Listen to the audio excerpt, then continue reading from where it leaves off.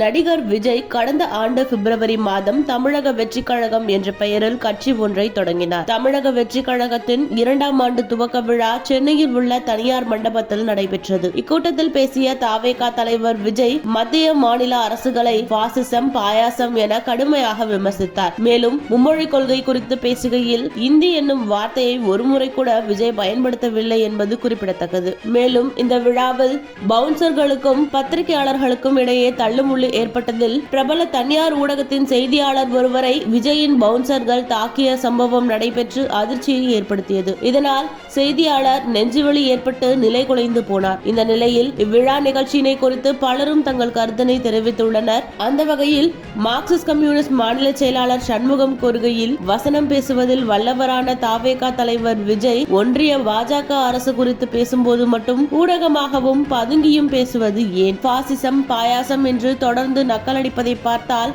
இரண்டு குறித்தும் அவருக்கு எதுவும் தெரியாது என்றே கருத வேண்டியிருக்கிறது என தெரிவித்தார். மேலும் மூத்த பத்திரிகையாளர் தராசு ஷியாம் கூறுகையில், இந்தி திணிப்பு, மொழிக் கொள்கை, நிதி பகிர்வு, தொகுதி மறுவரையறை உள்ளிட்ட தமிழ்நாட்டின் முக்கிய பிரச்சனைகள் பற்றி விஜய் பேசவில்லை. இந்தி திரையுலகில் அவர் படத்திற்கு ஆபத்து வந்துவிடும் என நினைக்கிறாரோ என்னவோ என கூறியிருந்தார். விடுதலை சிறுத்தைகள் கட்சி தலைவர் திருமாவளவன் கூறியதாவது, வெறும் சினிமா புகழை வைத்து மட்டும் எதையும் மாற்றிவிட முடியாது. மக்கள் விவரமானவர்கள், தற்போது உள்ள இளைய தலைமுறையினர் தெளிவாக உள்ளனர் என விமர்சித்தார்.